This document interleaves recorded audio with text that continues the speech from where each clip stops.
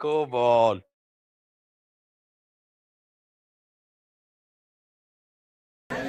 Welcome to the Imagine Not Being Leeds. Imagine not being Leeds, not feeling this pain, not dancing through thunder, not walking through rain. Imagine not rising with fists in the air when the world turned its back and no one would care.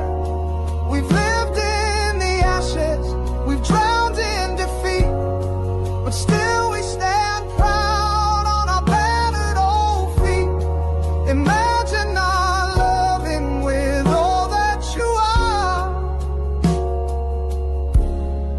Imagine not being Leeds. We love you, Leeds, Leeds, Leeds.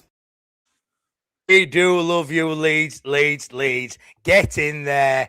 Everybody, grab a drink, settle down for an instant match bloody reaction with us fine folk on everyone's favourite Friday night show. And if it isn't, it will be tonight. Get up, you. It's Late Night Leeds.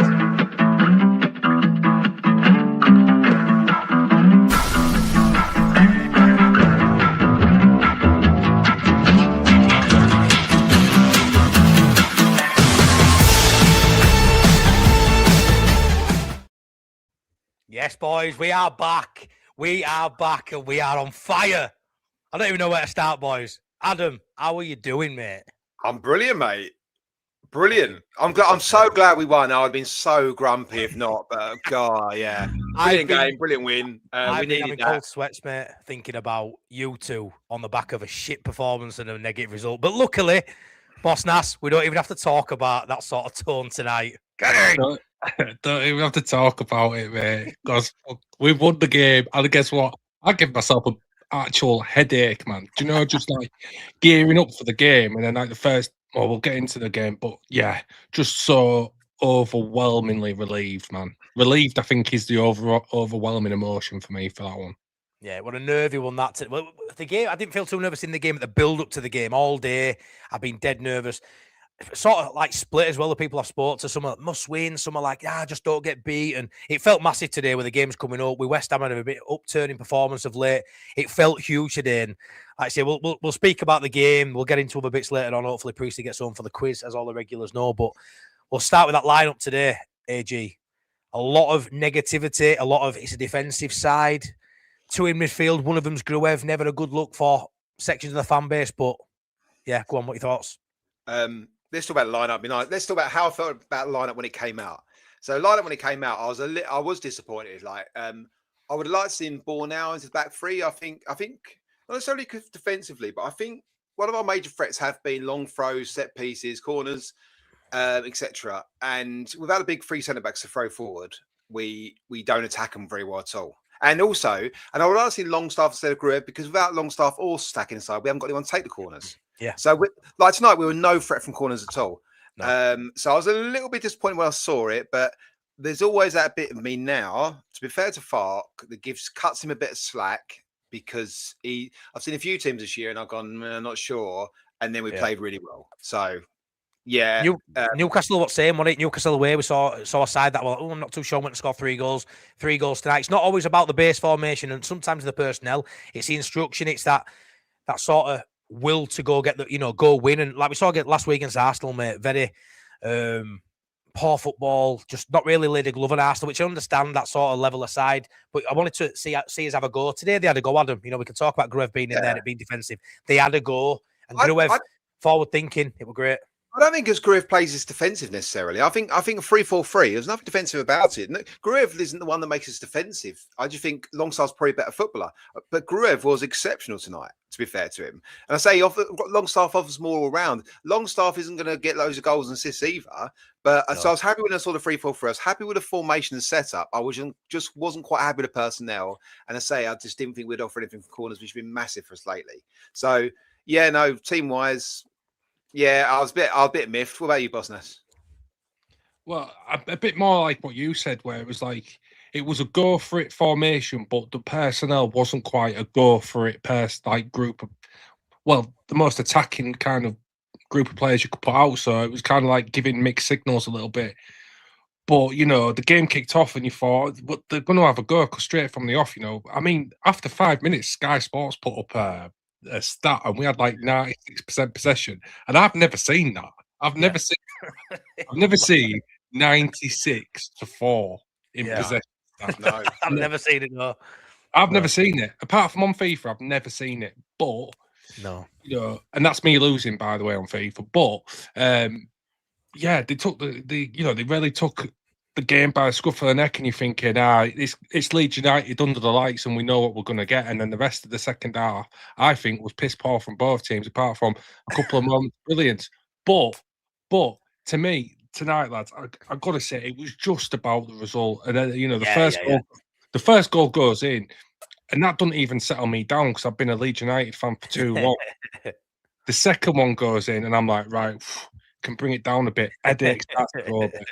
But yeah, I don't know, man. The heart's still racing, lads. The heart's still racing. Yeah. It definitely, what about, like you say, we've had games this season, boys, where performance has been there and we've not got the result. And it's a business end of season now where it is just points that matter. You know, we've played well at times this season. We've shown we can be competitive.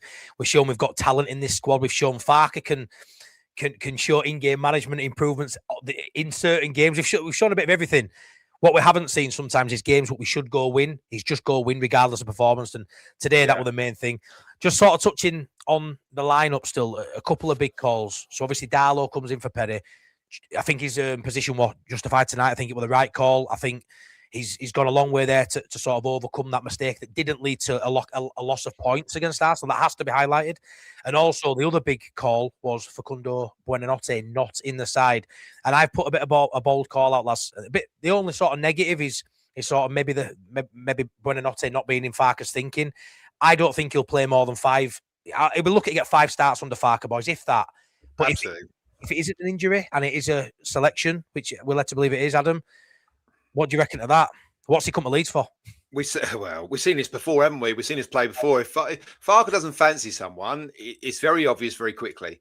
I mean, to be fair to Farker, Farker can pick whatever team wants. We won the game. Football doesn't really matter. But what I would say is expect from here is not to see a lot of Buonanotte. I don't think we'll see a lot of them at all. But you'll see a lot of this, Adam. You'll see a lot of these comments. What your attitude, not working hard in training. That's something I just don't agree with. What do you think he does? Do you think he walks around? I know. You won't get selected unless you run. Well, I like walking, Gaffer. Well, you won't get in the team then. Oh God, honestly, Farker's just like, look at Facundo again, stood by fucking vending machine. Yeah. Come on, do some. You want to see my heat map in my house? I'm just stood next to the fridge 24/7. Anyway, I don't know why I said that. That's a joke I wanted to use last time, but I forgot. But yeah, Facundo Buonanotte, great signing for Leeds, lads, to have the option, but a poor decision potentially for him to come and get minutes for a World Cup spot in Argentina's team. Oh, God. It feels wild that boss that's done it. You know, when you look at it now, the outcome. I mean, if there's, you know, a group of managers in a list that you go to on as a loan player to get minutes in midway through a season, Daniel Farker's not on that list. He's not on that list. No. By this point in the season, he knows who he trusts, he knows who he likes, he knows who will run through a brick wall. And the thing is with Daniel Farker is he will always value effort, desire, and commitment above individual quality. You'll have some managers in the world. I look at like your Jose Mourinho's or your Ancelotti's, but they're two massively good managers. But you know, there's other managers down the leagues where they will pick the majority of their team around that philosophy of effort, desire, and commitment. But then they'll just have a sprinkling of players in there that can turn a game on its head with a couple of moments of just sheer quality. Buonanotte has that in him. He just has that thing where he can turn a game on his head, top bins, or he'll put a cross in on a dime. I don't think that's the manager that Farker is. I think he'd rather get a goal by pounding and pounding and pounding away at the door than have someone who can just turn like cross. He's not willing to sacrifice the distance covered and those kind of stats. And it just is what it is. But I think it's one of those things where, again, you've got to look at it and go, I ain't going to criticise him tonight. I'm not, boys. I'm not. I just don't feel like it's the right time to criticise Fark. Not the way I looked at him prior to the Man City game. I thought this was a dead man walking. He's 9 Yep. points clear of the drop. So for me, I criticising in the man tonight. Absolutely. no. I mean, you still got Nonto, Perot, Nemetra on the bench, James. You got 4 attackers on there. If he goes, another attacker can get on the bench. That is what it is. He's picked those 4 ahead of him. But not say he's as a player, he's a dribbler. Like, he loves to dribble, and he loses the ball regularly doing it. And that's who he is. And that just will not be a fart player. And why we bought him then, I know it's one game, he might be back in against Chelsea. I doubt it. He'll have the FA Cup game against Birmingham, where presumably a start, but that's not a dead cert when you've got so many different players. But presumably a start, and he has that game to pull up all sorts of trees and prove himself. And if he can't do it, but then, James, Nonto, there's so many players. I think Nonto's a really good player, doesn't get a look in. I think Nonto's a really good footballer. It's in Italian international, Argentine international, but I'd say there's a lot of good players there, but Fark, rightly, by the way, is system over individuals. And you've got to be as a manager. You've got to be. If your system doesn't facilitate, particularly flair players, they don't get in, and that's it. And it's fine. It's all a means to an end. Stay out the season, then we can go review everything in the summer again. That's just what it is. I genuinely feel like Buonanotte would get more minutes at Newcastle than he would at Leeds. Yeah. I agree. Just because of the position we are in the league, they're relatively comfortable. They can afford to have a couple of luxury players because they've just got a really good, team as it is. And I think genuinely, I do think he gets more minutes with Eddie Howe at Newcastle than he would at Leeds. Genuinely. He got more minutes at Chelsea. He probably got more minutes staying at Chelsea than coming Leeds. It's so sort of moving on to the game now, boys. I thought we started off really well. I thought that first 5-6 minutes, lads, it looked like we're getting on the ball.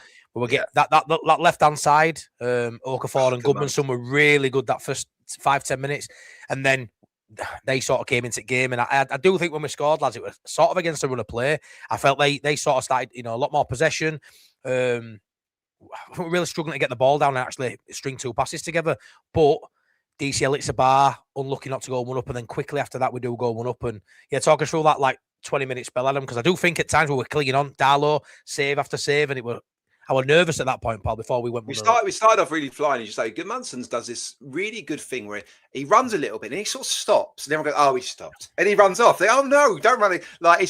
He is brilliant at it. And he's brilliant at getting in behind, and he's a brilliant attacking outlet for us. Okafor's good. Okafor and Aronson play quite narrow, which allowed Bogle and Goodmanson to make the width. I don't think, and Aronson gets lost a little bit in that sometimes, that inside ride channel when he's getting to cut a big guy, and I think Okafor did a little bit, and Okafor's best work was when he pulls to the left. And just running down the touchline. He has beaten the right back all game. Really good start. 2-0 up at half time. I thought as a half it's really poor. Overall, a couple of moments of quality. Gruev plays a straight ball. Straight balls 40, 50 yards down the pitch should not work. That should not be a thing because the keeper can read it so early because it's straight. He had so much time, didn't he, for that pass? Yeah, it was so bizarre. No one pressing him at all. No. But what it was in that moment with that goal, brilliant run for Bogle, and actually a brilliant timing in the pass from Gruev. He picked out the run really quickly and played a really floaty 40, 50 yard long ball. It wasn't an amazing ball, but actually everything around it made it amazing. And the DCL hitting the bar was good before that. What was I saying? Oh, Aronson, nice little turn in the box, good little reverse pass. And then James has a shot, calms down. Great ball to Okafor, slots it in. Okafor loved it. 2-0 up. And that was kind of the game then because we weren't playing very well, but we were 2-0 up. So, yeah, fine. Yeah, and he wasn't lucky with a header or DCL. Obviously he does get his goal later on in the game, but really good header. That was really good header as well with DCL. And I think we've said a lot this season. Whatever formation we play or personnel, you need to make sure you're in and around DCL. And I thought Aronson occupied that space, rather well today. I think he was playing off DCL really well. I think DCL needed the goal to come out 3-1 winners and not have DCL on the score sheet today would have been a bit of a concern. Luckily, he's got that monkey off his back because that was starting to sort of steamroll a little bit. What, 4 or 5 games now without a goal, and he's been unlucky. Could have scored against Everton as well last week. So great for him to get a goal as well. But that first half, Boston has to end 2-0 at half time when, like you say, we weren't relatively brilliant in that first half. But again, it was all about result and not performance. But yeah, I think at 2-0 up at half time, I was still quite nervy because I expected Dyche to throw a few curveballs, change a bit, and we've seen Farker not adapt. But like I say again, earlier in the second half, we get that third goal. And luckily, game management is something we'll touch on as the show goes on, because I think he showed a lack of game management. But we did that well in the big moments to make sure we were clinical and put the game away from Forest, that it didn't really matter towards the end, did it? You know, That was it. It was just a case of taking your opportunities. I mean, you take those 2 highlights out of that first half and get someone to watch it. They just tell you it was an even game of football. 100%, 100%. Just genuinely would. They're talking about the Bogle goal. You know, the pass is brilliant. Dyche is either doing this or this on the sideline. I can't remember which, but he's actually organising, telling them what to do. But yeah, like AG said, it was a great pass, you know, a great weight on it. Direction-wise, it was spot on. It shouldn't work at Premier League level. That tells you a little bit about that first half, actually. But I've got to give a lot of the credit to Bogle because, I mean, that run, that's not a run he practices. That doesn't happen on the training pitch. If I could be Instinctive, going, that wasn't it in that moment. That was just instinctive. That no, that was Bogle going, I'm going to take this game by the scruff of the neck. And I've talked about that's that. leaders quite a few times, even on Late Night Leeds, talked about leaders, you know, big players stand up in big moments. And I never really put that hat on Bogle. I never really pinned that kind of label to him. But tonight, you know, he kind of put his hand up because he made an absolutely stupendous run all the way across, and everyone's just kind of letting him go, kind of in bewilderment of what's he doing. Yeah. The pass gets played, and he's got the composure to let it come across his body. Yeah. It first time past Ortega in probably the only place where he could have got it. And slots it in bottom corner. And I just think, you know, the Gruev pass, you know, a lot of people will talk about that, but the run and the finish for me is what you know, I'm not taking anything away from Gruev either. It was a really good pass, but I just thought Bogle was outstanding in that moment. And do you know what it was? When I was looking at that game, I was thinking this is a pressure cooker of a game. You know, both managers will have expressed to their teams how important this game is, because it genuinely, up to this point, I think that's the most important game of our season. Yeah. So you know, you say like you're on par there with pressure. As soon as that goal goes in, our pressure, like we let a little bit of steam out, and then Nottingham Forest goes way up here. Yeah. You know. Oh yeah, big time. That gives you an edge. It gives you a psychological edge on the game.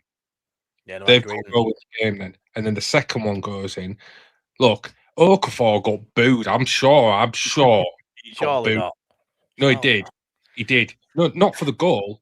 Early run in the half. When he kicked it away and ran after himself. Yeah. And it was just a really poor piece of play. And I heard boos, and I'm pretty sure if you know, Priestley will tell us when he gets here, but I heard boos. But that's Okafor for you. He will do 2 things poor. He'll do 2 things really well. That's just what I've seen of him so far in the Leeds shirt. You know, he was Johnny on the spot. He positioned himself right in the centre of the 6-yard box. You know, was it who found him in the middle? Justin, yeah. Again, what a signing. But yeah, found it, and he, you know, it was an easy goal. He didn't, you know, it was a bit of a tap in, but at the same time, you've got to be in the right place at the right time, and he knew where to be. And look, 2-0 at half time. I think it flatters Leeds United. I really do. But I just don't give a shit, lads. Do you, mate? Do you? You know what? Absolutely. Do you know what the thing is with it? Like, we won 3-1. So none of thing what I'm about to say matters in the slightest, because we're all about winning games of football. First half, I thought we were poor. I say this doesn't matter at all, but I thought we're so good off the ball. Those second balls and our aggression, our willing to win, and how we, you know, like how aggressive we are, how quick we are. The tempo we play with off the ball is what overruns opposition. And I like it when we show that on the ball as well. And I don't think in the first half we showed that on the ball at all. I think it was a bit safe and a bit like pass it around the back a little bit, see what happens, feel it out. Like the first goal, as I say, shouldn't really happen. Great run from Bogle, very good ball from Gruev, all clicked. Shouldn't work in the Premier League. No, it shouldn't really work in professional football. That straight ball down, straight down the pitch. Second one was well set up because Justin's right up the pitch and we're pinning him in. Great, that works, whatever. But yeah, that first half, take those 2 moments out of it. I think Forest had the better of it. I didn't think we were great. But then we went into the second half, and I think for the first half and the second half, we were excellent. Brilliant. Yeah, like very, very, very good. I think we played better. Had nothing really to, obviously got a third goal, but so we had nothing to show for it. It felt like I'm close. It felt like nothing really was happening, but we controlled the game much better. So yeah, I don't know. Like It's just an odd game, but again, who cares? 3-1. We win our home games. We match the crowd's energy off the ball. It's tough in the rain. I think Aronson's gloves are too heavy for him. His gloves make his hands look about that big. And he's when they get wet as well, it looks like his arms are too heavy for him. He's like carrying his hands around. Anyway, he did. He got battered today, didn't he? He did get absolutely battered. Yeah, it wasn't one of his. I said about 5 minutes in. I don't think it's been one of his games. Like slippery, not easy to stand up. He did pretty well, and he showed some class in there as well. So it was fine. But yeah, Forest were awful. And I was trying to work out, and I hate when people usually say that because usually it's us making teams look bad. I think off the ball we made them look bad. I think on the ball, when we had the ball, we gave them a little bit more of a chance. Although we scored 3 goals, I don't know. It's all. Like, I'm contradicting myself endlessly because I don't think it's a very good performance. We won 3-1, so yeah, I'm a little bit all over the shop at a minute, but it is what it is. It's the result. Yeah, well, sometimes we put in good performances and get nothing. So you got to, it's one of those. It's one of those cliche things. Things even out over a season. I don't actually think that's. I think that's a bit of a myth. But we got one today where want a champagne performance, but we got the result, and that was the main thing. When you talk about Brendan Aronson, do you know what he reminds me of? Well, today, not in totality, but today, it reminds me of when you're at school. And there's a kid that's just loads better than everybody else at school, and it just causes absolute chaos. Yeah. Like when kids play football, they're just attracted to the ball. They literally see the ball and run.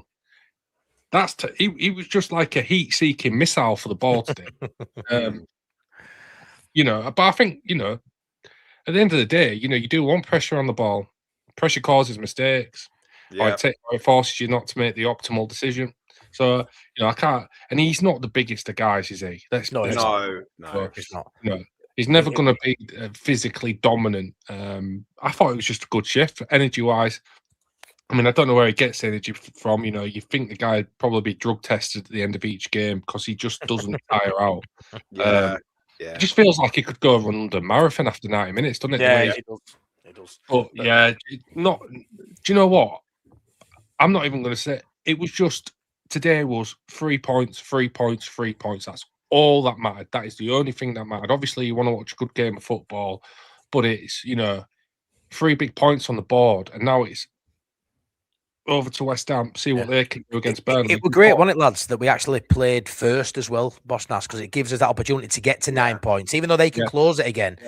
But the pressure to start a game 9 points behind, as opposed to kicking off the same time, not knowing, it's huge that, and it's like a game of hot potato, right? We've done our bit. You have a go now, and all of a sudden that game now looks a little bit harder than it did before the extra 3 points went on for Leeds. For me, in my opinion. Do you know what? I actually think the worst result for West Ham would have been a draw. Because goal difference-wise, I think they're much worse than both Forest and Leeds. Yeah. So essentially, it would have been 8 points away from both. Yeah. So I think they would have rather one or the other won that. Because now, if they beat Burnley, it's a 3 point gap in it. Yeah. Forest. I think you're absolutely right in the grand scheme of things. I think, but West Ham fans apparently think they're, and I don't blame them for this, more like to reel Leeds in than Forest. Because you look at the Forest team. The Forest team was, without Murillo, it didn't look a great side on paper today, Forest, at all. But you'd back them to pick up more points than Leeds if you look at the two sides next to each other and the players. They've got, I mean, look, Morgan Gibbs-White's worth 50, 60 million. They've got a lot of players and a lot of value there. Also, obviously, I mean, we have two, I suppose, really. But yeah, I think Leeds winning. I mean, that's 9 points on West Ham now. If they don't beat Burnley. If even the draw is still 8 points, if they win, it's still 6 points. That's massive. Another game week pass with 9 points. If we can grow that 6 points this game week, it's huge. Yeah, of course it is. The only other thing I want to say, probably on the football, is that pitch looked proper heavy tonight. I don't know if any. I mean, I was only watching from home on the TV, but it looked super heavy. That ball wasn't gliding at speed you'd normally like to see at the Premier League, so it was always going to be a bit of a huff and puff situation, really, just because I think the conditions were kind of pointed it in that direction. So, I mean, from what they kind of had to deal with in terms of the team that they was up against, quite a good physical team. They matched them up and they actually beat them 3-1. So Do you know that's the thing, isn't it? Like none of us sound that excited, but we won the game of football, and it's huge. And I'll wake up. I'm tomorrow, excited. No, but I'll wake up over the weekend. I'll be really happy. Like at the moment, just take it in. You're looking at the game. You look at the way it works, stuff. But in general, that's a huge win, massive win, good performance against a decent side. Like it's massive. And they're the games you've got. If they're the games you look back on at the end of the season when you stay up, which we will, and you look back on, you go, that was a massive win.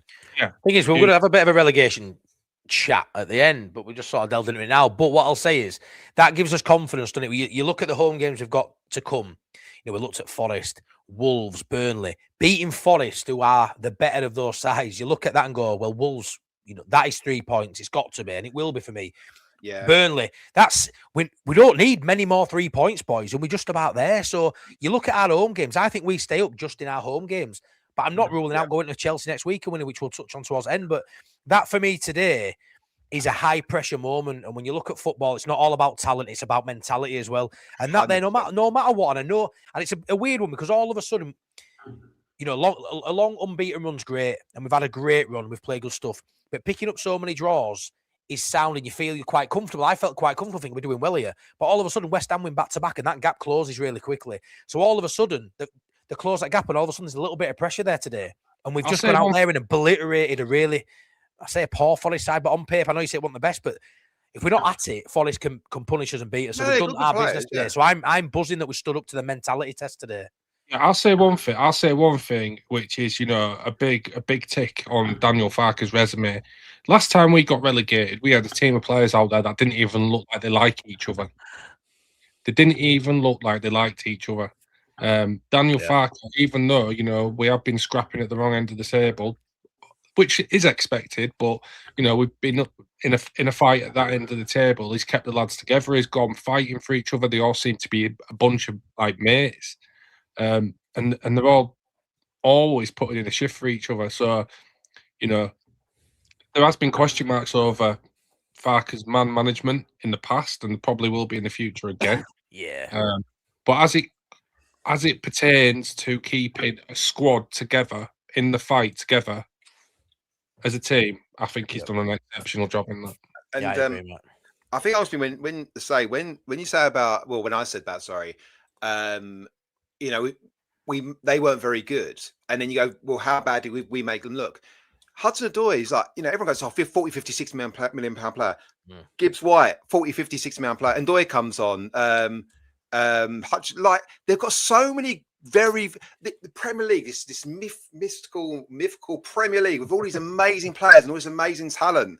And we go there and we made them look shit tonight. We made them look shit. And that's really like, so all in all, like, and you know, Longstaff and Justin. I was having a go about Justin James. Justin James just back pocketed anyone that came near him, and he has done for a while. And he's man of the match. He is so good at nipping in and winning the ball. Justin James, reading the game. He needs a full section to himself tonight. He was fantastic tonight. Amazing game. Him and Bogle, it's like a Spider-Man meme where, you know, when there's like 3 of them pointing at each other. It's like the two together. To get past one, the other one comes over. Like, it's impossible. It's a really odd way of playing. It's almost completely like we play like a 4 at the back, 5 at the back, wing backs, not wing backs. Justin's going forward, Bogle's covering, Bogle's going. It's bizarre.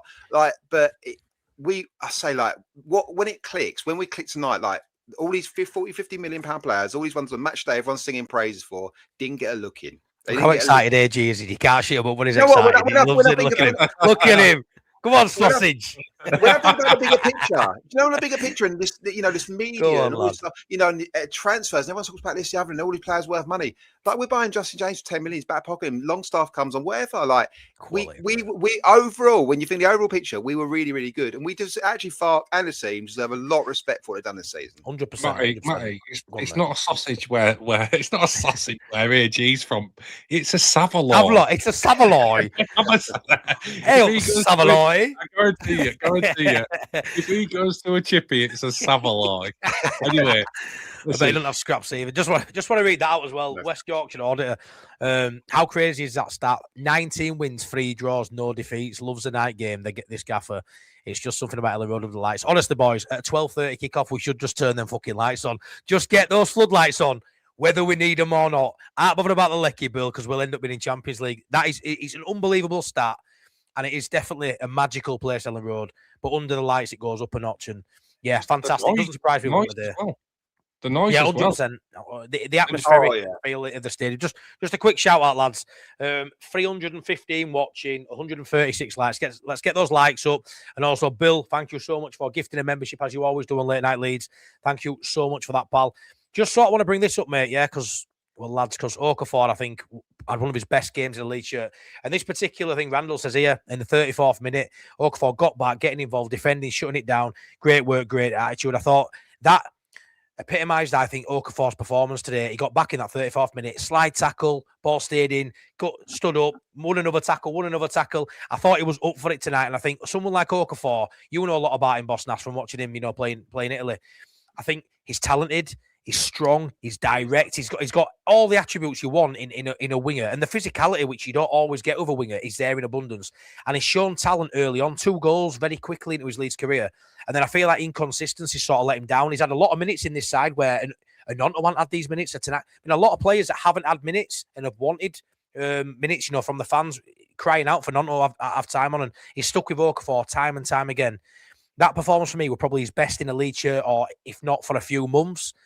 Do you think we can see that on a consistent basis? Because if we do, maybe like a different signing for me. Because that for me, what outrageously good for Okafor. I thought he was superb, mate. Superb. Look, if Daniel Farke gets that consistently out of Okafor, he's done something Massimo Allegri couldn't do. Right. That's the whole reason why he left AC Milan, because they'd get a stretch of 3 really good games out of him, and then you have 3 games which weren't so good. I will say something that might be a little bit unpopular. I don't think his performance levels rose incredible amounts tonight. I just think the end product was there, which I've been saying this for weeks. It's like, I don't think his performances have been terrible at all. I just think when it came to a final ball or a shot or this, that, and the other, it just wasn't coming off for him. Well, I do take the point. He did seem to have a little bit more in the tank when it came to recovery runs and try to get the ball back tonight. I will say that. He seemed a lot more up for it, I think, off the ball as well. And in a Farke system, boys, you need to, don't you? He don't suffer slouches. You've got to get back and do the dirty work, and I think he does. But I think today he looked just a lot more up for it, and that goal's gonna massively help him, I think, to sort of improve and get better week in, week out. But I was really impressed with his performance. We can't not talk about James Justin, and like I say, he could have a whole segment to himself. James Justin, he is just strolling through games, and we're at a position now with Biol fit, Rodon, Strauch, Bogle, Goodmanson, hopefully Touchwood, everyone's fit. You can't drop this guy. So who makes way? Because he's undroppable at the minute. And there's been a lot of talk of Calvert-Lewin being the best signing we've had this season based on financials and the output. James Justin's right up there. 10 million quid when he wasn't getting game time. Seemed a lot of money to spend on someone that isn't a first teamer. But for us coming up, 10 million quid seemed a lot, but he's a great backup option. Actually, boys, is he more than a backup option now? That's what I want to ask you, because he's undroppable. Left, right, central, superb. When we bought him, I was not quite scathing.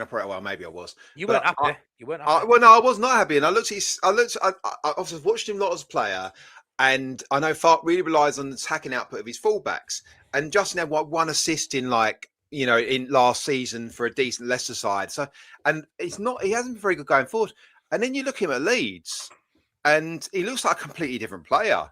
He looks like a much better player, and absolutely we'll talk about Chelsea later. For me, Justin plays right wing back against Chelsea, and you hopefully bring Biol back in, and you actually drop Bogle, because I think Justin's better defensively than Bogle. Wow. I think he's definitely better defensively than Bogle. I think he's really defensive. Bogle's better going forward, but Justin's better defensively. And I think absolutely, and I can kick that can down the road. But going against Chelsea, I bring Biol in for Bogle and play Justin right wing back. That's what I do. I will have to. When you said he's undroppable, Matty, I disagree. Nobody's undroppable. I don't think he is undroppable. I think your best defense is Bogle, Rodon, Strauch, Biol, and Goodmanson.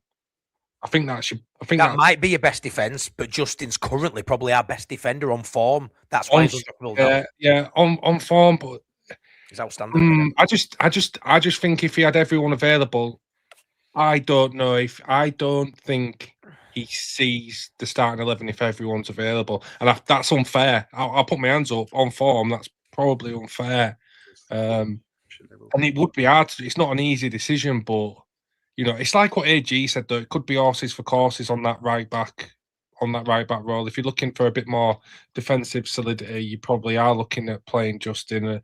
But look, Justin he doesn't do that though, does he? He doesn't change it game by game. Like he don't do that, mate. He did for a little while. He did for a little while in this middle of this run. He did for a little while, and I feel like tonight was the first time I've really seen a couple of games against Arsenal. And this one, he was going back to old. I felt it was very championship fast, very slow build up, and picking his favourites and his system over players ultimately, and no play. And even the subs at the end, I think we're going to talk about that. They're very, very far again, just saying, "Oh, that's my team." I'm not quite sure the impact these subs are going to have. I'll keep going with his team. I thought there's a little bit of that as well. But yeah, no, but say for me, Justin is better defensive than Bogle. Bogle's better going forward, but ultimately, still. I want to get those free. I want to get BL, Strout, Rodon back together and getting them forward for long throws, corners, winning and defending our box. I think that's our best back three. I don't think for me, Justin doesn't get if picking a back three, Strout, BL, and Rodon are my first choice by a country mile. They just are.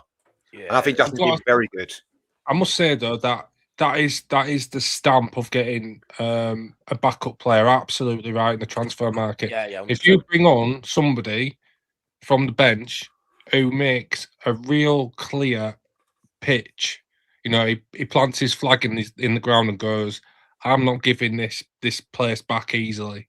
That shows that you've done the right. You've got a good in the transfer window for a backup position. That's what you want across your whole bench. Players that can come on and go, and you go, "Well, the manager's got a real hard decision to make next week because look at the performance he's put in." That's what we need more of. That's what we need more of. Hopefully we see more of that. Those kind of.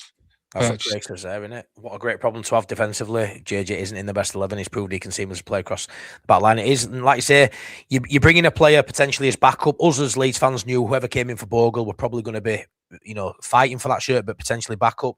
But someone like James Justin, for me, will have never seen himself as signing for Leeds as backup. That will have never entered his head. He's got a cap for England. He's played in Premier League before.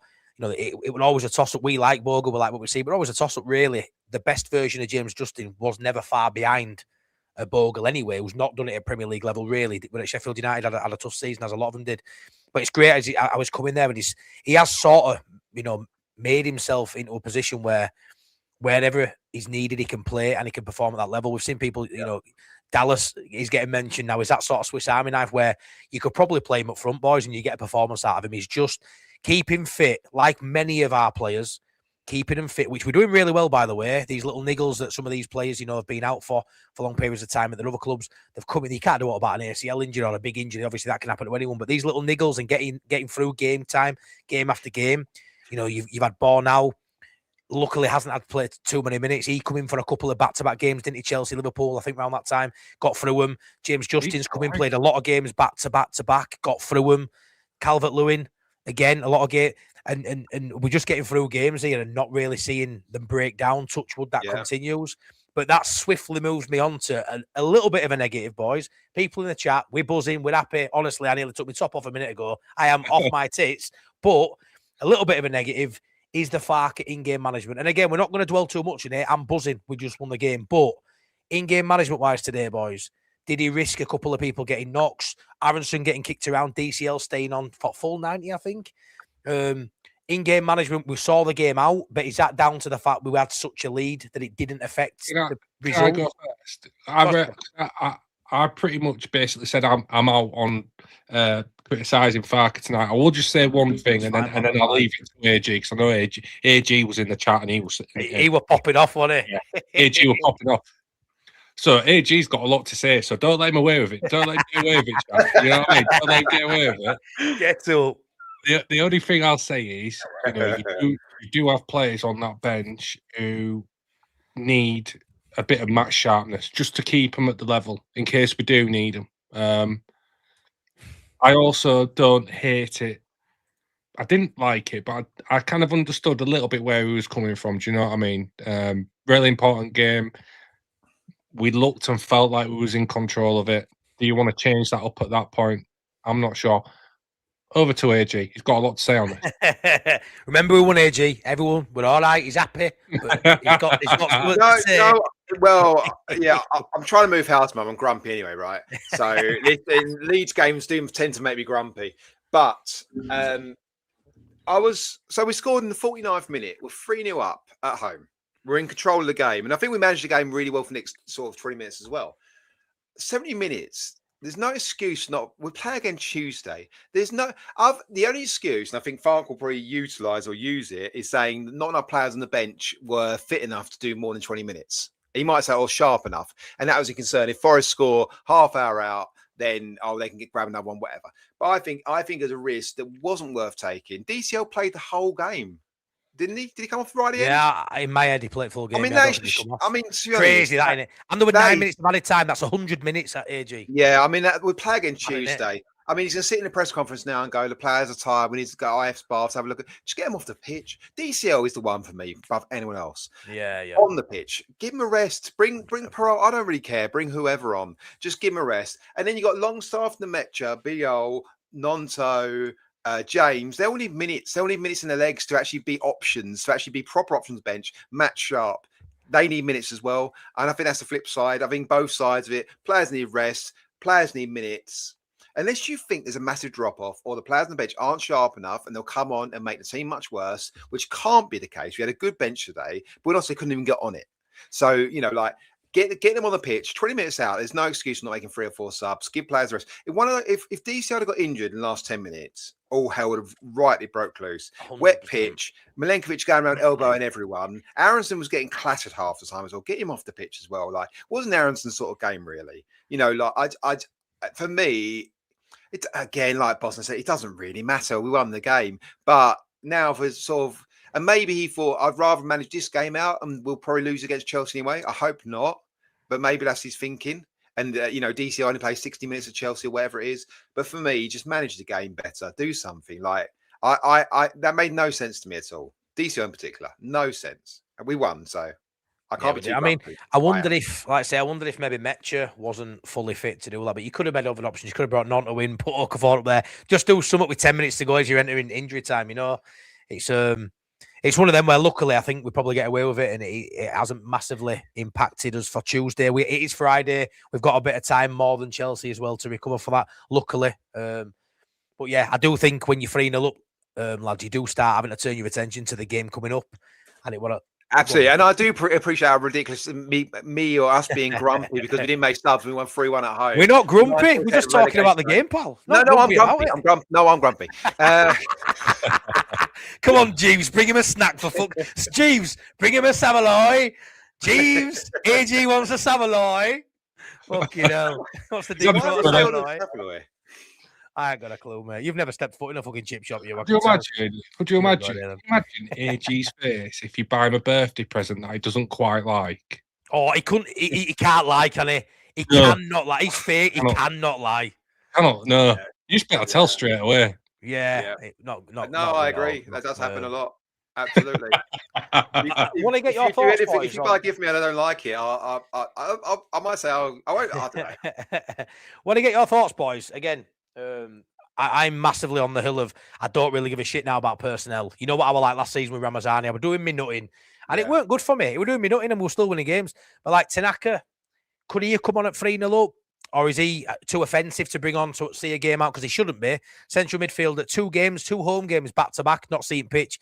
Again, I aren't asked as long as I pick up the results. And Farker got it right tonight because we won the game.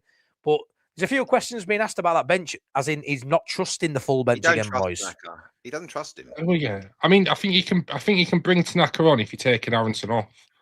I don't think you can have 2 of them in there because I think it'd just be too lightweight. Yeah, I just think it'd be too brittle in terms of physicality if you had Tanaka and Aronson on there. But look, he clearly has preferences when it comes to players. I'm guessing all managers do, but again, like I said, you baited into it, boys. I'm not criticising him tonight. No, it's such a funny thing to say, isn't it? He has his preference for players. Like, yeah, he does. Yeah, like because we say it like it's a negative. Don't we No, all? but that's it, isn't it? We say it like it's a negative, but absolutely. Like Tanaka has got a lot of catching up. I think Tanaka this season, he's had a couple of good moments. I think the player we saw last season with Tanaka, he'd receive it in space. He'd always be calm on the ball. He's always be controlled. He's always be on the pitch where he's supposed to be off the ball as well. I think the version we're seeing of Tanaka this season is nowhere near as good. And I think he's trying to impress too much every time he gets minutes. And it's making him worse and worse. I think he's jumping out of position. He's jumping out of blocks. He's pressing the wrong. The Man City away in the first, when we conceded, Foden scored really early on. Tanaka was pressing the centre back. Well, don't do that at Man City. That's just stupid. That can't be the game plan. Our centre midfielder will press their centre back. That's just lunacy. So, like, I think Tanaka's a brilliant footballer. I think he's a really talented footballer. I think he's just got to calm down a bit. But the problem with Tanaka now is probably the beginning of the end because he won't get the minutes, and the fleeting minutes he does get, he's trying to over impress, and he's getting worse as a result. And I can't really see a way back for him. Once you lose the trust of Fark, we've seen as soon as Fark speaks about in public about any player, that's pretty much it for them. And I don't mean necessarily it for the club. I mean they very rarely start from then on out. Perry, Tanaka, Ramazani, whoever it may have been. I'll say that. I agree. Tanaka's valuation, some of the numbers that I've heard bandied about, 30 million. He's worth too much money to let him just corrode away on the bench. If you're not going to play him, sell him. Honestly, I agree. Yeah, but so if this carries on now, Boss Naz, what do you think? What value do you reckon we could get from him in the summer? Or should we get? Not what we can. Obviously, the club isn't very good at selling players, so it's a bit different. Well, yeah. I mean, look, I've read figures online as high as 30 million from journalists. Yeah. But I think if you get an offer in anywhere in the range of 25 to 30, just take it. And you know full well he leaves for the summer for 13 million. You can guarantee it. You can write the script right now. Well, if Gruev puts up another performance like that, he probably will do. But yeah, I reckon 15 million quid. If he continues with the squad role he's in now, I think if you get anything over than 20 million of a player that's probably only started 10 games this season, I think they'll take it. But yeah, I think in a slower league, he'll fly. He's got the potential to be a 30 million pound player, just not in this system with this manager. I think he's class, but I just sort of think it were a good sort of subject to touch on and be like, how's he feeling now? Because he must not be in a good position, not a good headspace. When he comes on, he's trying too hard. But again, the performance of the team, whoever they put out there, has to be on point. And Farker put the right team out today, regardless of what we thought, because he got the 3 points. And I made up. Just a quick shout out. Priestley's 10 minutes away. He's in the taxi, and his exact words are, "Bear with me, boys. I've had some beverages." Right? That's that's beverages for us common folk. I said beverages because obviously I don't know. I wouldn't have a clue what you're talking about, otherwise. 408 people watching on Late Night Leeds. Thank you so much. 196 likes. Let's get that well over 250. We've got a quiz coming up. The ladder. We've got 408, by the way. 408. It's class. The numbers just keep rising on this channel. I'm absolutely buzzing with the support, and yeah, absolutely cracking. And it should be, especially on the day we win. Should be. If you're here, listen, 408 of you, right? Stick for the quiz. You will not regret it. It's a right. It's going to be a good one. It's going to be a good one, boys.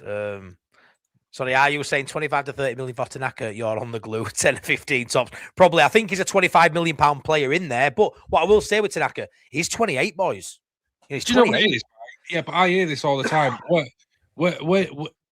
Leeds United as a thing, because we've been in the Championship and we was out of the Premier League for so long and we haven't been exposed to the selling price. If Tanaka was a squad option player at Liverpool, they'd get 30 million for him. Yeah. If he was a squad option at Newcastle, they'd get 30 million for him.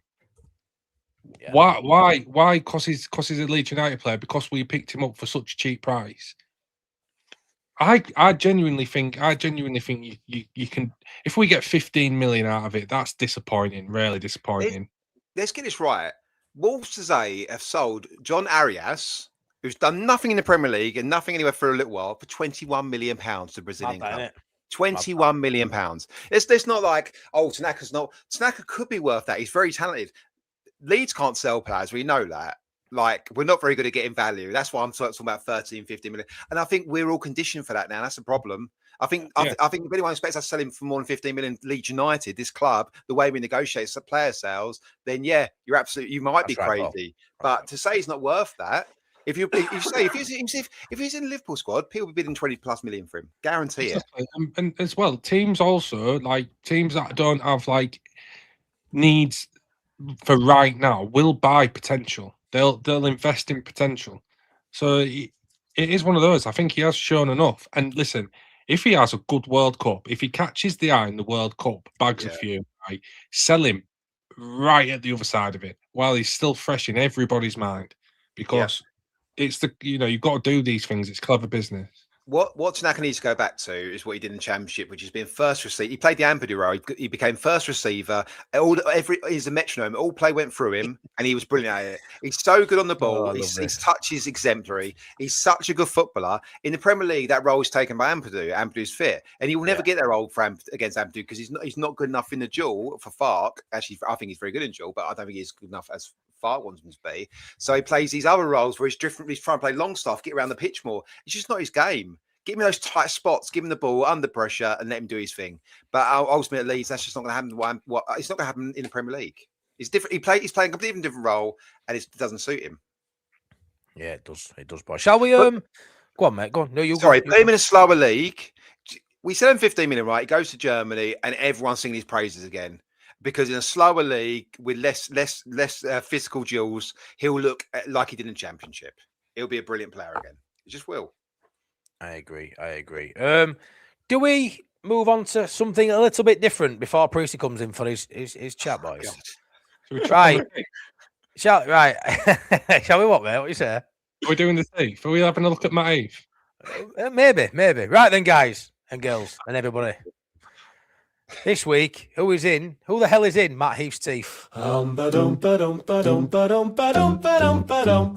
total disbelief, but who the hell is that in Matt Heath's teeth? So each week, I put an ex-Leeds United player inside Matt Heath's teeth, and you've got to tell me with a few clues who the hell it is. But this week, there's nobody in Matt Heath's teeth, because guess what? Oh, God, no. Who the hell goes in between Tony Dorigo's toes? Who the hell goes in between Tony Dorigo's fucking toes? You didn't see that one coming, did you Matt Heath lovers? No, they really didn't. For anyone who missed that, 364 here right now. Who the hell goes in between Tony Dorigo's toes? We love it. And this week, who is in between Tony Dorigo's toes? It is this man. Can you tell me who he is? Actually, just fuck off that. Holy shit, it's Bigfoot. Oh, God. Whose goes in between Tony Dorigo's toes? That's what I'm saying. Rich Bedford loves it. Tickle those likes for that. Is it? Don't just not yet, Lord. Play with me a little bit. Come on, play with me a little bit. Right. Hold on, right? I've got some clues. Hey, what do you mean? What do you mean? What are you saying about this? Right? What are you saying? I can't see it because you've got a comment up. Oh, hold on. That made it even better then, didn't it? One sec. Let me just get rid of that comment. There we go. Look.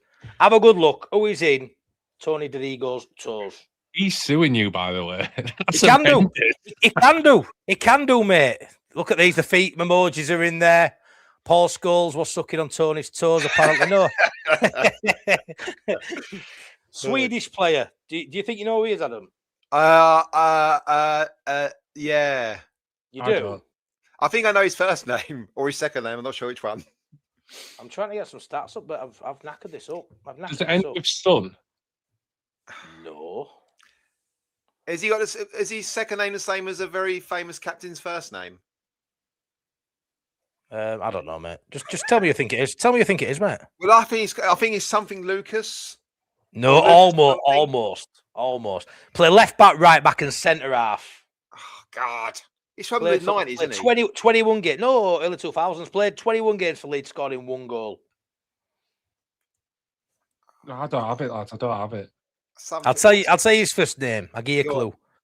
You cuddle him when you go to bed when you're a child. Teddy. Oh, Teddy. Teddy Lukic.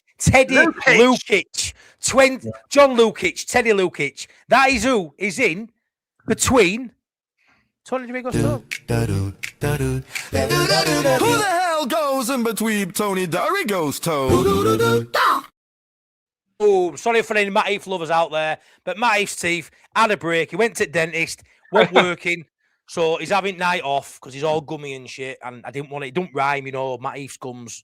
So yeah, I didn't want to be putting people's mums in gums. So it is what it is. We had to go with toes this week, and it is what it is. How many people got Teddy Lukic? Yeah, I've got a few people found it, but I'm just raging it. Whose mum's in Matt Heath?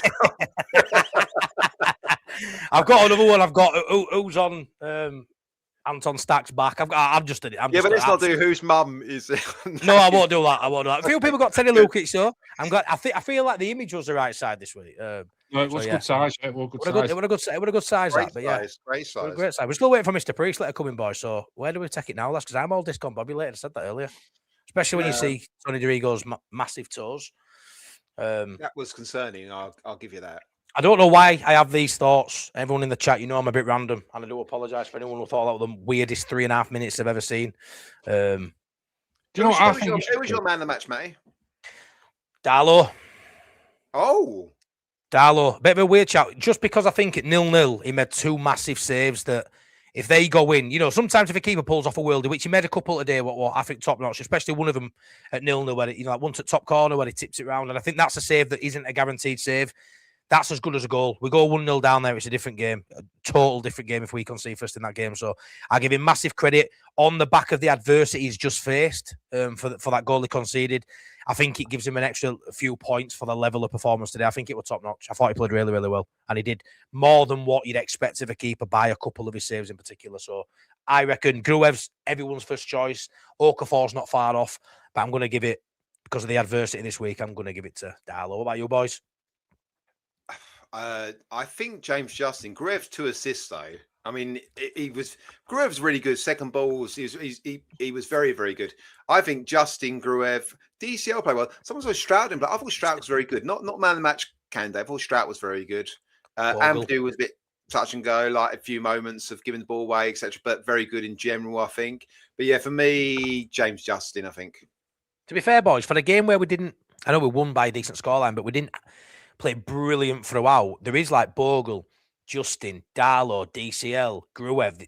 You go through team and there's a good conversation, 4 or 5 with man of match, really, Yeah, but a lot of that work was off the ball as well, I think. Like very good work off the ball.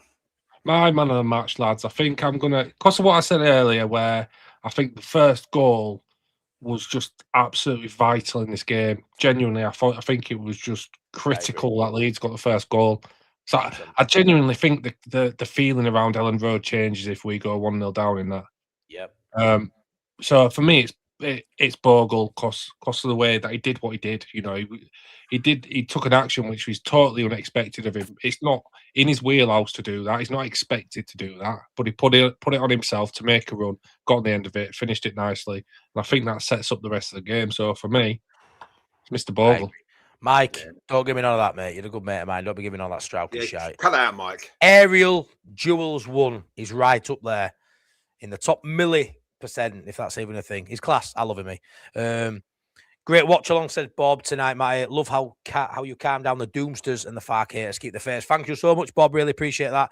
Little bit new to me watch alongs, but I'm enjoying doing them. I do appreciate it. Right then, the onion is in. Let's see some onions in this chat. Get those emojis down. I'm going to mess this up, but he's here. Let's go for it. Right. Anyone who doesn't know, this is the ladder quiz, and we will get through the rules of the game. I'm going to mess this up, boys. What do I need to do? Right, here we go. We need to win. Is what we need to do. We need to frigging win. We need to win. Right, let's bring it on. Let's go.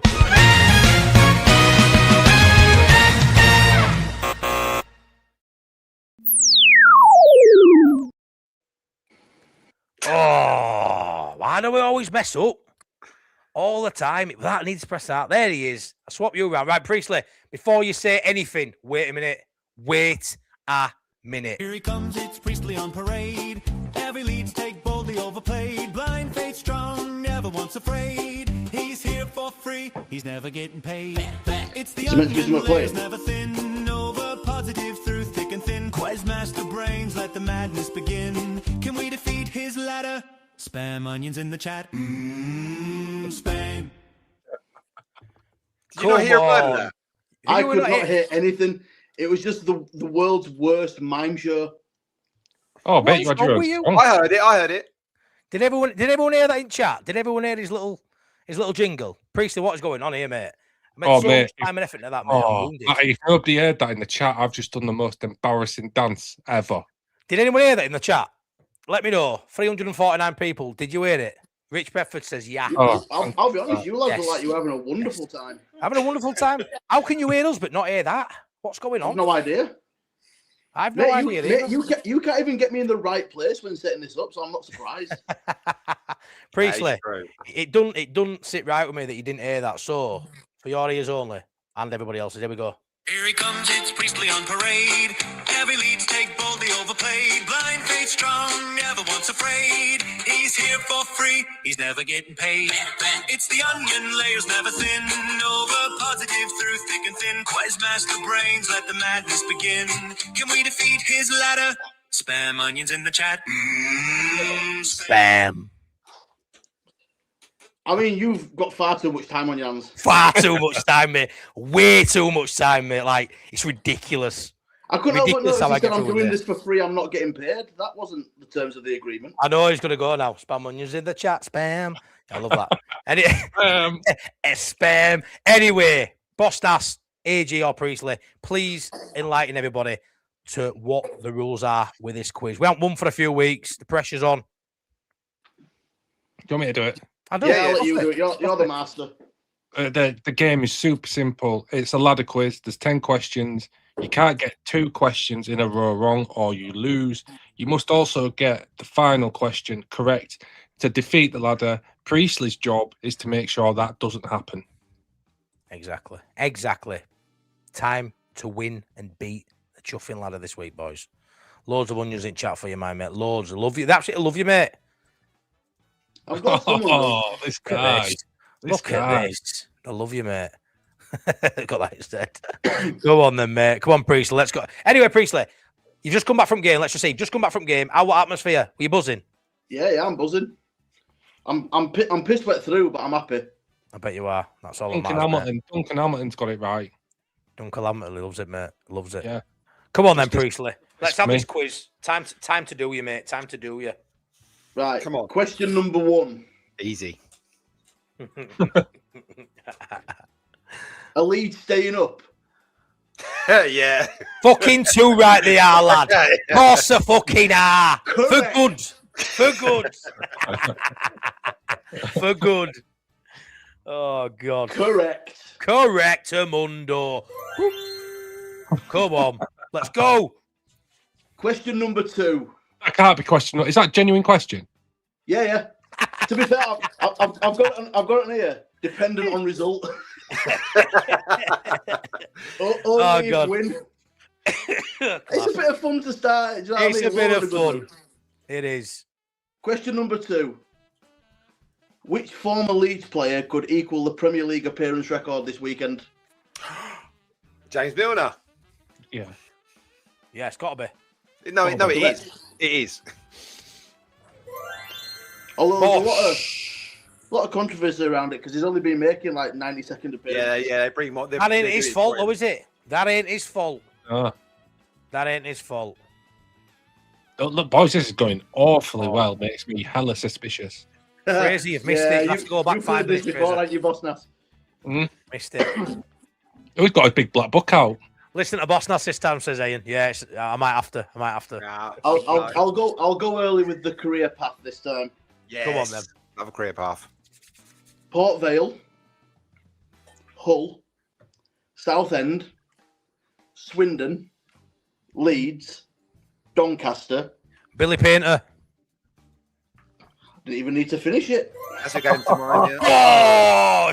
Bosh, Matty's on fire. Priestley's fucking terrified. Matty's on fire. The Onion is terrified. You look more like a shallot right now. That's free from free, buddy. Come on. Priestley. Yeah, Priestley, you're gonna be Priestley, mate. You're gonna be onion patty, mate. Of course, Matty's Onion got you on patty. toast, bro. Come You on on. toast, bro. Do like that, mate. I Come noticed on. Adam's not saying anything because he's played this game before. Come on, my son. Yeah. Let's go. Let's go. Take that. Who scored Leeds' last Premier League hat-trick? Was it Rodrigo? Yeah, I was going to say Rodrigo Moreno, but I always wait for someone else to say in case I look. Rodrigo Moreno, wasn't it? Burnley? We can get it wrong. We've got a bit of breathing space. Did Rodrigo get an hat-trick? I know Paddy Bamford did. Villa. Yeah, at Surely a Villa. few months since I that. don't remember Rodrigo getting a hat trick, or did he? He got 2 at Burnley, didn't he? Yeah, I don't know if it was 3 actually. Might be Paddy. Paddy at Villa. I'd say Paddy at Villa. Paddy Yeah, at Paddy at Villa. Villa. Yeah, Yeah. lock it in. Paddy at Villa. Incorrect. Oh, fuck off. It was Jack Harrison at West Ham. Wow.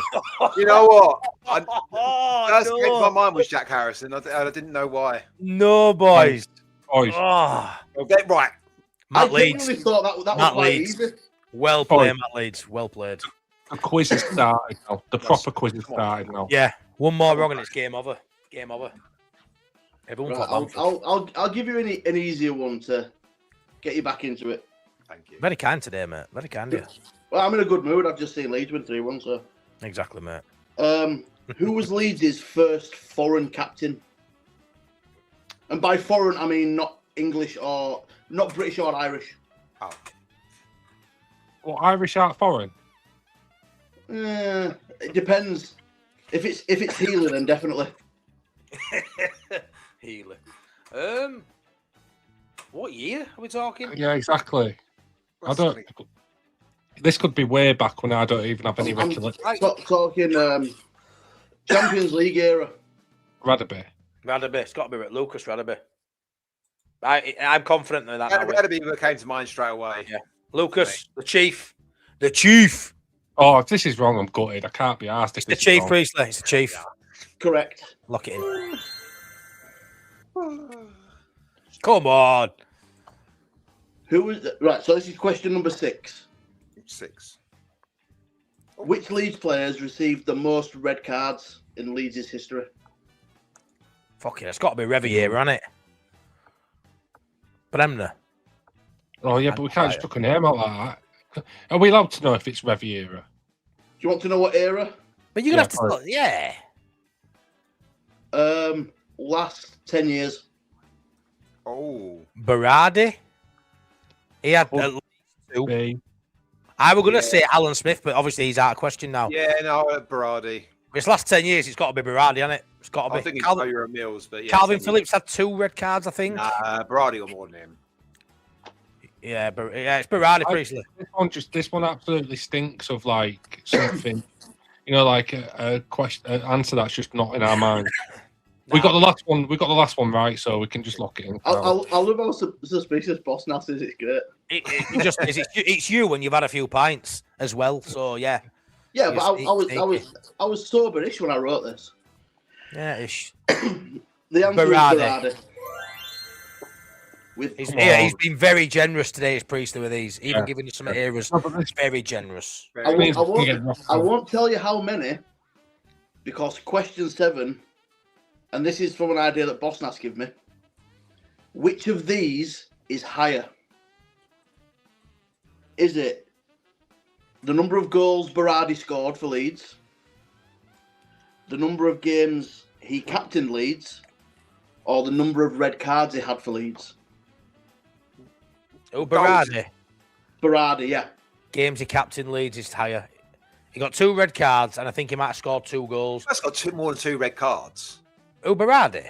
Yeah. Even if he just got the most red cards in our history. Yeah, maybe 3 then.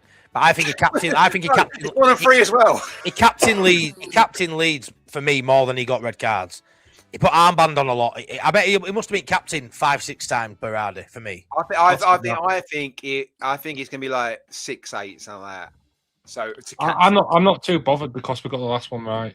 There's no way he's had 6 red cards. I'm telling you now, Berardi will have had 3 red cards, no more. It is classic. It can't be 3. Why can't it?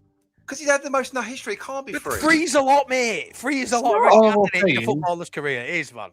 It would be classic Priestley to have red cards as like the theme for 2 questions in a row. That would be all of a Priestley. There's no way he has captain Leeds A handful of times.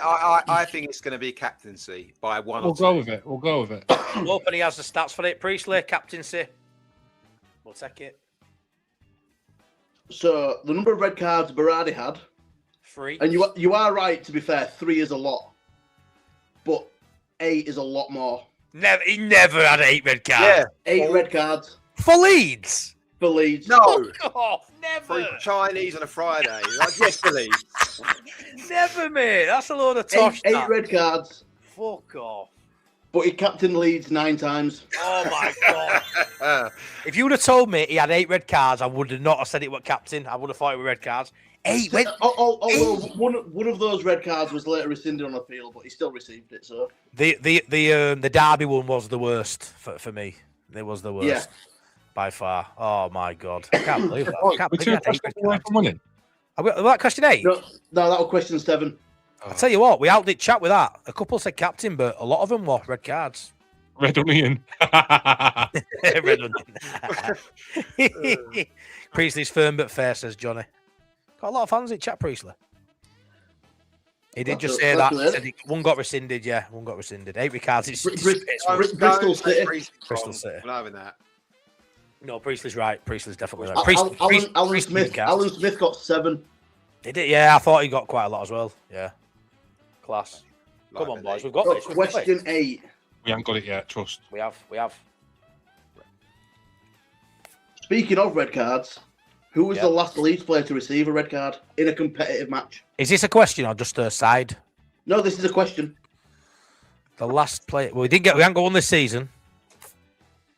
We haven't had many under Fark, have we? Rodon at Preston. Ooh, I'm That's well a out. good memory from you, that. That's Hold good on. memory. Oh, no. Hold on. Hold on. Firpo, Millwall. Oh, Firpo. At the No. end of the game. But I don't think he got a red. I thought he didn't. Right, He yeah. get retrospective. You're right. He didn't get a red. He just got pulled up, didn't it? Afterwards, they complained and they looked at it, and yeah, he wanted a red card by ref. No one saw it, did they? Yeah, you're right. Good luck, won that one. Fark's been really disciplined in red. Not this season. Fark's been really disciplined in red cards. That red card for Preston was the season before last, I think. So was it anything last season? Oh, it's cool. We must have had a red last season. Oh, sure. Melier as well. Melier last season. Did he? Yeah, Preston. He punched someone. Did he? He got red carded. Yeah, he decked him. He didn't. No, deck he him 'cause he's didn't. 6 stone. But yeah, Well, I ain't got a clue, mate. Melier got red card. I ain't going against anyone this week, boys. I keep having a howler. AG, mate, this is on you, bro. You just take it away. Yeah. On you, AG. Mr. Savaloy. I don't know. I don't know if Rodon or Melier were the most recent. I don't think Rodon was Preston now. I think Melier was Preston. Make a Rodon- chuffing decision, will you? Are you having a Savoy or a fucking fish cake? He's always having a Savoy, is our AG. Come on, AG. It's on you, pal. It's on you.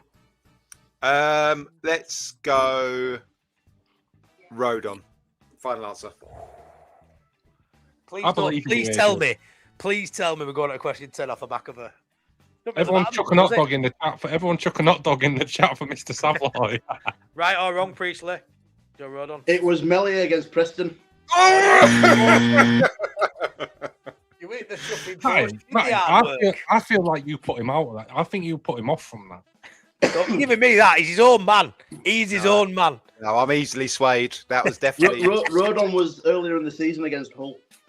I tell you what, boys, yeah. How mad is that though? That what in 3 seasons of having Fark now, almost 3, we've got 2 red cards in 3 seasons. That's unbelievable. It was Boxing Day 2023, I believe. Look at this. Chat, look, go on, Sam. It's just going food orientated. I'm getting hungry, me. You don't look impressed about it. Right, so question 9. Must get this right. Yeah, lots of people said Melier. Good. Which 3 players that have played for Leeds have also won the World Cup? Right, have we got to guess all 3? Yeah. Right, boys. Roque Jr. Straight off the bat for Brazil. Right. Did Olivier Dacour?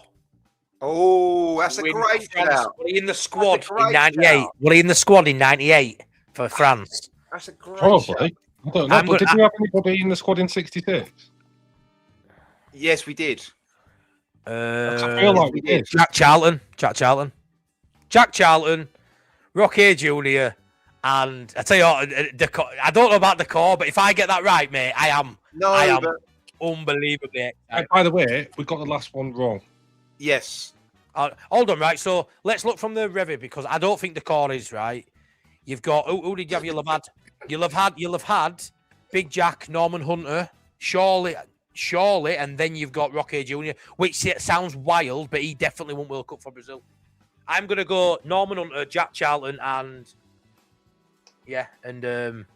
I'm happier with the Hunter and Charlton over the Decor one, but I don't think the core. I've just got a feeling. I've got a feeling in my stones that Decor, just the way that Priestley laughed. The core's a shout, but I've just got a feeling. I think it's Rocky Jr. definitely was. He laughs. If it's right, he gives nothing away. I think if it's wrong, he gives something away. Boys, so I think it's not Decor. This is a good one. This is got to get three. This is like having to get three right just for one answer, mate. This is fucked. This is like it's like defeat the ladder on fucking drugs, mate. No. Listen to me, right? This is like defeat the ladder on acid. This is like anyone who hasn't watched this before thinks this is just fucking craziness, but you don't understand. We lose at the final hurdle every week, and it's always my fault, right? But this week, it's on me to bring back the glory for my early mistakes. Question 10, right? 9. It's 10. Priestley. This is question 9. Oh, fucking hell. Right. Gutted, man. Right. I can't even count it. Anyway, right. I'm going to go through it one by one. Jack Charlton. Come on, give me Jack Charlton, correct or wrong? I'm with you on Charlton, not Charlton. Are you Priestley in it? Are these final locked-in answers? Priestley. Jack Charlton. Yeah. Have we got a lifeline? We had a lifeline all game. Norman Hunter. Yeah. Right. Oh, no. Rocky Jr. Yeah. Come on! Get in! I can't believe the first name you pulled out there was Rocky Jr. Net, Rocky Jr. Mate, Priestley, I remember going to game with you, mate, and your granddad and watched that FA Cup game, and he scored 2 goals or League Cup game. Come on! Cup, yeah. Rocky Jr. out of the... Oh, get up there. Get in. Get up. I'm really intrigued to know, though, when Decor played for France. I can never remember Decor wearing a France. No. But it must have been in squads. Must have been. Yeah, he did play for France, but after 98, I think. Yeah. Get in there, man. I'll tell you something. I've seen you talk Adam and Bosnas out of answers, but I've never seen you talk yourself out of an answer. Boom, boom, boom. It went Decor, and then a minute later, no, it wasn't Decor. It just didn't feel right when I knew Big Jack. There had to be another one than obviously Norman Hunter straight away. I'm like, well, it's Norman Hunter. And there's no way we're going to pick Decor for France over Norman Hunter, who I knew played for it, was in the England squad. So, boom, boom, boom. Come on. Let's have it, Johnny the Frog. Yes, we've got a frog. We've got an onion. We've got Savaloy. We've got so... Come on. But right, we have... Question 10. Matty's lost the plot. No lifelines for this one. Don't need it. You're on your own, lads. We didn't have a lifeline last time.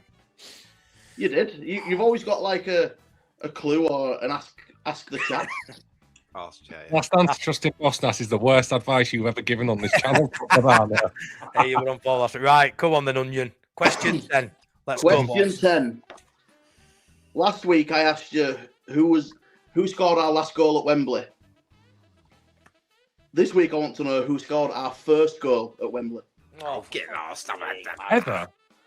Oh, man. Yeah. Ever? That's out of order. No. New question. That could have been like in fucking 20s or something. Priestley can't do that to us. The furthest back I can think could be a John Charles. Furthest back I could think, but I couldn't name you anyone else from like before John Charles this time. Charles like? Question 10. I'm not going to make it easy for you. I would say John Charles, but I couldn't even tell you if he'd even played at Wembley. But I would assume he's the oldest player I can remember who would score goals, if you get what I mean. Because he were like wasn't he before Revy John Charles? Yeah. I'm gonna go. I'd say John Charles, boys. But I ain't gonna lie. I ain't got a clue. I'm absolutely distraught at this question. I ain't got a clue. That's a shocking question, that mate. That's a shocker. I think it's brilliant. Shocker. That is an absolute stinker. That is a shocker. I genuinely, I can't even contribute. That's like how I smell by the time I get to the top of East Stand. Like I look old, but I'm not fucking 85. I know, mate. I know. That's a bad one, that. Yeah, I think we get a swapperoo on this one, mate. Honestly, I do. Do we get a lifeline? Are you sure? Because I've got another question written down. I'll take it. Take harder. Are we all agreed on taking this? It's easy for me because I've got the answer in front of me. Right, boys, right. We're gonna do some chat, right? Because we just wanna. We're gonna swapperoo it, right? We never do this, but we're just gonna swapperoo it. But there's also, hardship potential to this because I said the answer was John Charles, and if John Charles ends up being the answer, it don't mean fuck all because we swapperooed it. So there's a little bit of jeopardy in this. You know what? If we swapperoo it and it is right, yeah, this is just karma for you for last week, Matty. Putting it out there. Hey, don't you say you're supposed to be on my fucking team, you lad? I'm supposed to be on your team, you. I'll come find you, me. I'll come find you. Right. You know where I live. So. Priestley, we're going to swapperoo it, mate. We're going to take a risk. But was the answer Jonathan Charles? No, it wasn't. Fucking get in. Oh, what it? Bremner. Oh, Such an obvious legend to think of. 1965 FA Cup final. Who against? Liverpool. What minute did he score? 102. Are you actually joking me? You freak. Is that true? No, Yeah. Oh, you absolute freak, mate. I only know that because I had to look it up. I love you, mate, but oh my God, honestly. Right, a lot then, of people so got Billy Bremner. Well done, everyone.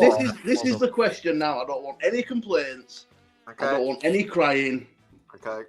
And there's no switcheroos or help. Okay. Red cards has been a theme tonight. Oh, Yes. Who received Leeds' first European red card? I've got a feeling, boys, it's a back-to-back Billy Bremner. I can't be arsed. I can't be fucking bothered, lads. I'm not joking. I'm not joking. Yeah, we've just had a mint result there. We're all absolutely buzzing. I mean, I'm high as a kite right now. I'm just on live, and then you give me this shit. Then you pull this stunt tonight. I'm going to go Norman Hunter. I think That's who I'd go. That's who I would guess. Why though? Why would you go Hunter? Right, your legs, innit? Nah, I think it's back to back Billy. I really do. I genuinely think he's done that thing. But I'm surprised you haven't said that, Boss Nass. Because you're like that. You think he's a bit sneaky like that. No, because I think it'll be somebody like fucking Alan Clark or something. Do you know, just something random? Well, I'll tell you what. I've been great value. We're getting stuff wrong. Oh, that'd be funny. Let's give it to the Savoy. Go on, AG. Let's have it. What we're going for? Lock it in. What do you two think? Where are you going, Matty? I'm not answering this week. I keep messing it You've up. all Billy. Boss Nash, you're... I went Norman Hunter, but again, I don't think this is going to be obvious. Let's go for what we want.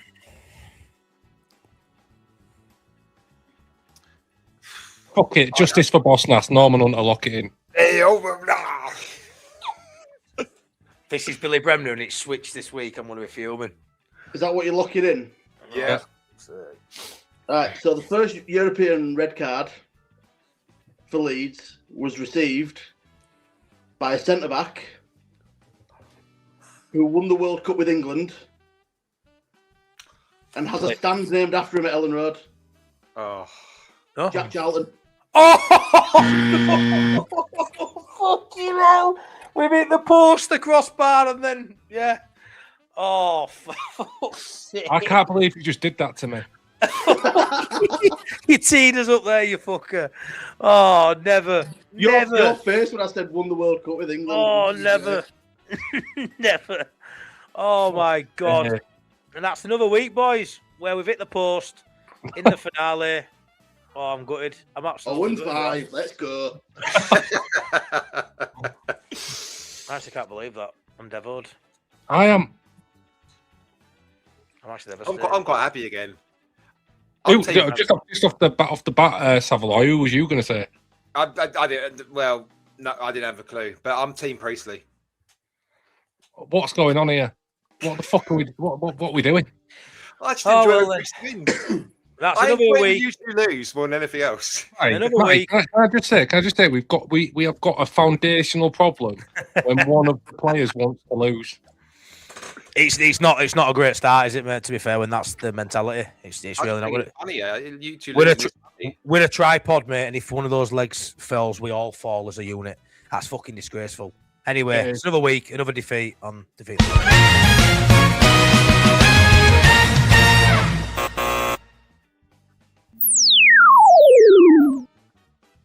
Absolutely gutted with that. Lads, I'll be honest. It hurts me as much as it hurts you.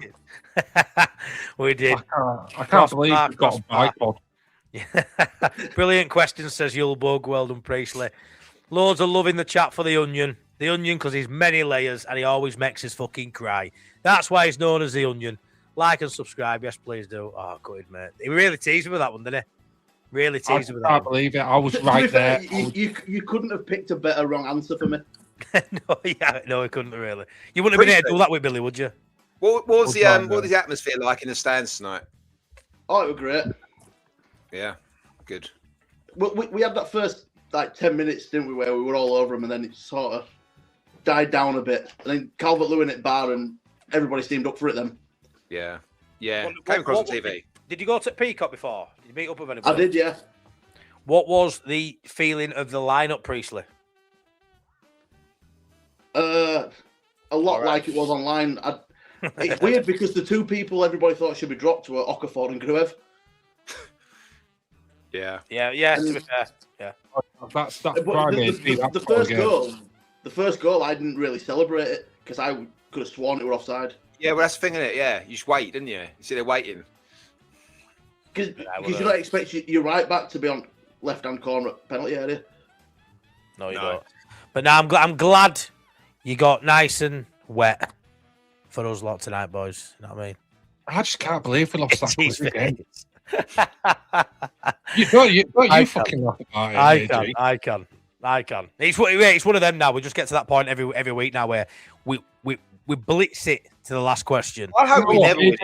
AG said to me, I think every week. it was in the group. I think AG said in the group chat the other week, he keeps applying to be on traitors. Well, keep applying, mate. Keep applying. Yeah. I've never watched Traitors, but I would watch it if you were on it. You know what? I think internally I'll be playing a really good game, and then outwardly my face would give everything away every single time. So I think I'd struggle. You'd come off the show and see some of the reaction online and be like, damn, I would a twat. Yeah.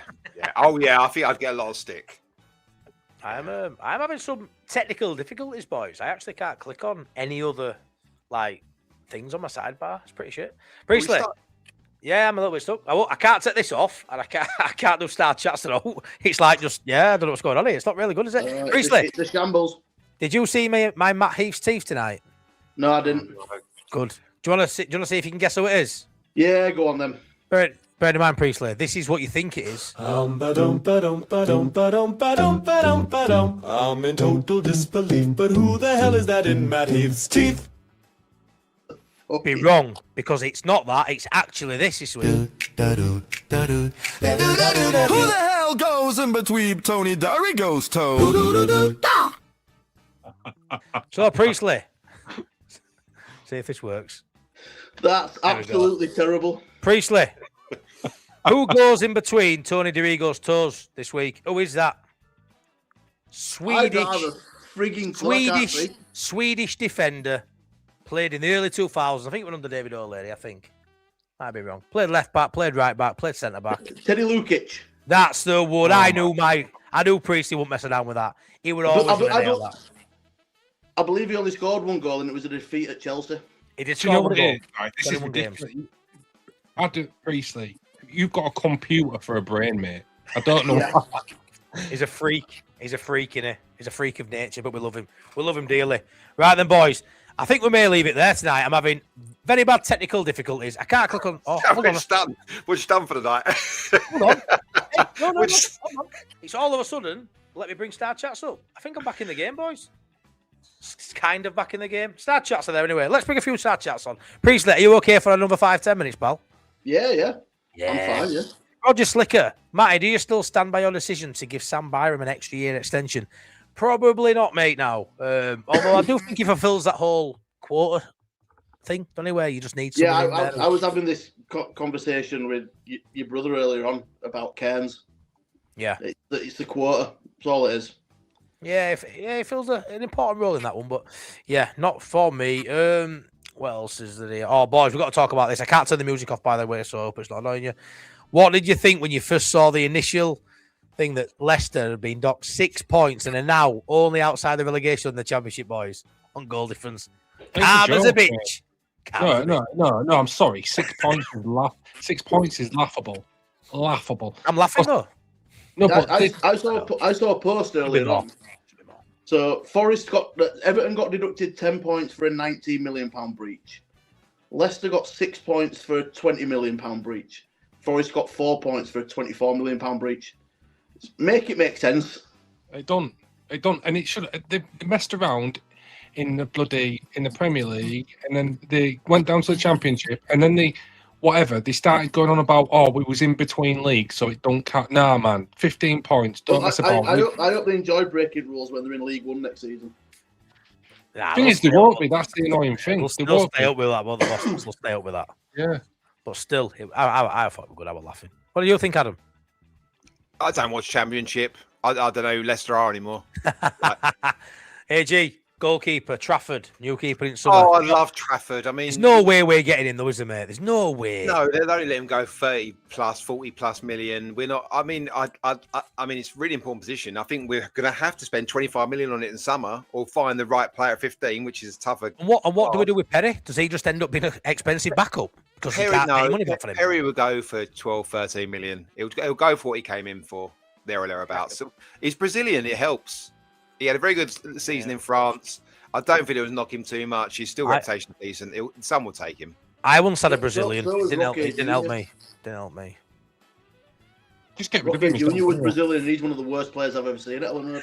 Yeah, it's right. We started off with a grumpy AG, and now we've got a grumpy boss Nas, because I need to win this quiz, boys. It's starting to play on my mind now. Priestley, question to all you guys. Start with you. Who's your favourite player of all time and goal scorer? Favourite goal scorer of all time is Yeboah. Yeah. Favourite player? Oh, probably David Batty.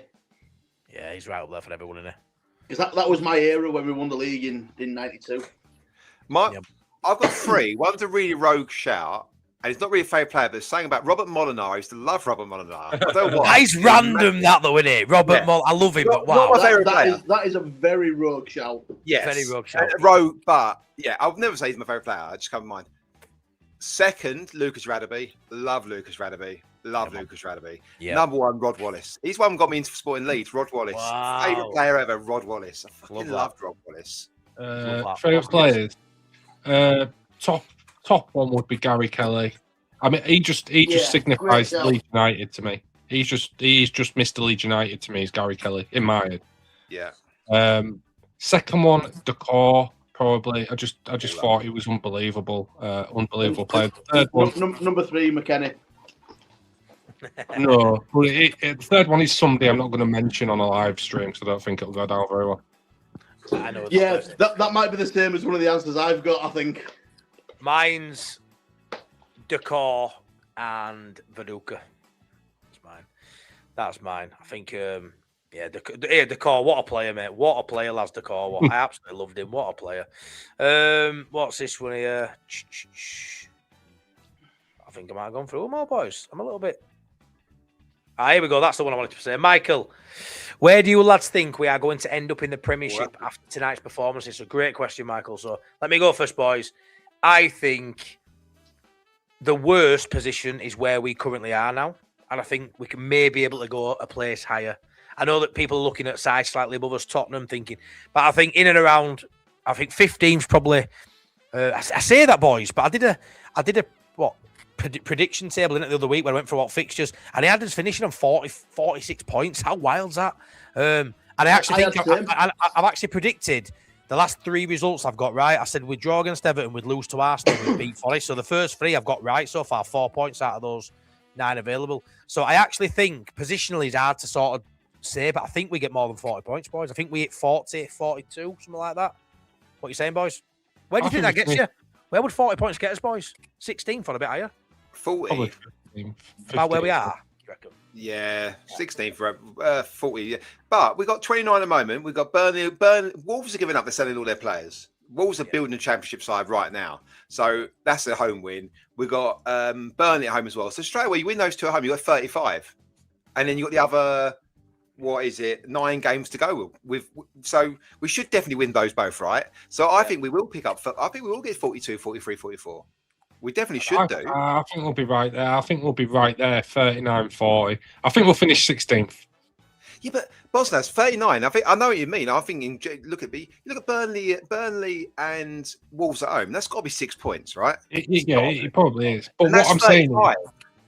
is, it's very, very hard to win away in the Premier League. Surely we'll win one more away from home, though. Surely. Oh, I don't know. Not the way we do it. Surely we'll win more than one game away from home this season. Like, surely. I saw something earlier on that there is no team that has won a higher percentage of points at home this season than us. 22 out of our 29 points have come at home. And Sunderland won. No percentage. Yeah, no. But I'm talking about percentage of points. Right. Okay. Yeah. That makes sense. Also, so anyway, we finish outside the bottom 3, and I don't really care what position. We could finish 17th on goal difference for all I care. I know it doesn't really matter. I like it's £3 million a spot prize money. That's massive money. That is, every 3 million pays for £3 million pays a good Munson for a year of his transfer fee, sort of thing. So a couple, if we budget for 17th, we can get 12th, 13th. It means you can spend quite a bit more money in summer. Like, it does make a big difference. But you're absolutely right. 17th and above, whatever. Yeah, 100%. Right then, boys. Let's move on quickly to Chelsea. Bit of a Chelsea preview. So Chelsea Tuesday night. Is this a game that Leeds can get points in, or is this a game where we're not going to get points in? It is what it is. Chelsea away, or do you look at now after today's performance and think, go there, get a draw, go there, and even win? AG, what are you saying? A boss, that's whoever. Go on. I'm bringing in BL if he's fit enough. And I'd love to bring the veteran in, but he's probably not sharp enough. So I'm dropping Aronson and I'm dropping Bogle, which is big. I'm bringing BL in for Bogle and playing BL centre back 3, James right wing back, and I'm bringing Longstaff in for Aronson and doing a 5-3-2. And because I think 2 up front, just simplify it, play 2 up front, and I think what we did against Arsenal was that we Arsenal are brilliant. Let's not get this mixed up too much. But if we play 2 up front, I think we would have had an outball. We could have just kicked it long and hope the 2 may do something. And I think that's what we're going to have to do against Chelsea. Aronson got lost against Arsenal. I think he get lost against Chelsea as well. So I think Aronson and Casado is a complete mismatch. You'll just bully him, I think. So I think 2 up front, 5-3-2, simplify it. Okafor and DCR up front. Bijal in for his headers. And also Bijal in for attacking long throws and corners as well. I think we miss it while he's not there. Yeah, 100%. I think myself, my analysis is a lot more simplified than that. I think Rosenior looks like a fish out of water. I think his press conferences, he's awkward. He's like second guessing everything he's saying. He sounds like a bit of an idiot sometimes. I think he feels really uncomfortable in the job. So because of that, and because he seems to like playing the lap up front, I think there's every chance we can get some out of this game. Yeah, no, I agree. I mean, psychologically, lads, I know we're at Ellen Road, we beat them 3-1, a month or so ago, and we know we can beat them. So that plays into it for me. Priestley, what you saying for Chelsea away? Well, I'll go one step further. I don't think we win any of get any points from our next 3 league games. Wow. Wow. Go on, Priestley. Chelsea away, Villa away, City at home. I don't think we get any points. Yeah, no, I think you're spot on. I don't think we get a point out of any of those. I agree, 100%. I do. I think we get at least a point. I've also got a wild take on top of that. Burnley beat West Ham tomorrow. I think you're right as well. I agree. I agree. Not for me. Agree. But Burnley are in last chance saloon. It is a massive game for Burnley. But it's a massive game for West Ham too. Tomorrow, and that's it for them. It is. But what I'm saying is, Burnley, they're at home. They're decent at home. Yeah, but we're lucky that Burnley aren't dead and buried yet. So if they were dead and buried, if they was in Wolves' position, then fair enough. West Ham, yeah. And West Ham do really need this. But so, like Priestley says, so do Burnley. I don't know. I think they could split the points tomorrow. I think it could be a draw. I'd be happy with that as well. Yeah, 100%, absolutely. Anything but West Ham winning. Brilliant. Especially when you look at West Ham's 5 games after that. Yeah, West Ham got a really tough run. Really tough, yeah. They've got Man City, Liverpool, Scum, Villa and Fulham. I'd say I think they might win one. It might be Fulham potentially, but that's away from home as well. I think they'll struggle to win any of those 5. When Priestley talks to people, listen. I know. Loads of Onions people. in the chat. Look at Matty's face now. Someone said that he's fuming. He's more fuming than when his wife scratched that fucking football card off. Do you know what it is, mate? I'm fuming because I can see a meltdown happening if we lose them 3 games, but winning this one was so important because of those next 3. And on paper, again, it's not playing on paper. They're tough fixtures. But what I'll say, boys, is we've had a run similar to this. Over the festive period, we know we can come through games like this. City. We almost got a point away at City. We beat Chelsea. Villa. I thought we played really well against them at Ellen Road. We're unlucky, really, not to get out from that game. I know 2 of them are away from home. I would like to see us, obviously, win 1, lose 2, rather than drawing 2. You get more points for the win. I want to see us win one of these 3, and if we lose the other 2, we lose them. But I think we can get a win, mate, in either Chelsea or Villa away. I know that sounds wild, but I just got a feeling. Didn't West Ham go to Villa and win? Am I wrong with that? Has that happened this season? Someone went to Villa recently and won? I'm sure they did. Brentford, they are a poor team, to be fair. But yeah, in my head, they are shit because it's good. If we get a point from those 3 games, it's a good return, mate. That puts us on 30 points with 10 games left, I think. Which is a great spot to be in. The only thing I would say is that, there's obviously a way to go, a way to approach these games, a way to play and a way to lose. As long as we go there with the intention of trying to win a game, not just sitting back, soaking up pressure. If we go to win a game and we lose them, there will be I won't be chucking my toys out the pram because, they're very difficult matches. So just as long as we approach them right and we give ourselves a chance of doing something, I'm all right with whatever happens. You know what? That's why I'd love the match to be fit. Play 2 up front, like BL covering, and just play a physical game. Play 2 up front. Play fairly direct. Play territory. Get long throws, corners. DCL and the match to battle. It has to be Okafor. It has to be Okafor. He's not going to be as good at it as the Metcha would. But that's what I love, the simplicity of playing that football and play it with some tempo. But I think that works. I think we try and play. Aronson will get lost in this game for me, I think. Yeah, potentially. I just can't get it out. Chap Priest is just lauded by Chat. He's just said we aren't going to get a point for next 3, and people are lauding him. He knows his onions. Everyone in the chat is hoping we don't get a point next 3. I'm a realist. It's easy to sit there and go, oh yeah, I think we'll get something at Chelsea, we'll get something at Villa. It's also just easy to say we'll get nothing from these 3 games.